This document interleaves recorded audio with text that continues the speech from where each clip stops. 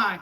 This is a typical family issue when people don't put their homes in a trust and then they pass away. So there were 3 siblings. Some of the grandkids were actually living in the house with their grandparents. Everybody was trying to make the house payments, keep everything going, but the grandkids weren't paying the rent. They needed to sell the house. They hadn't taken it through probate yet. We were able to step in, putting it through the probate process, find the grandkids new places to go, and then we'll fix this house up. This is a typical home for us. We've already removed all the stuff, donated what we could, and got rid of what we couldn't. I mean, you can see that we're already starting rewiring the house. We've already demoed out the kitchen. We already have our permits and everything else. That's the garage. Pretty straightforward, really great starter home. Good family home. And it's got a huge backyard.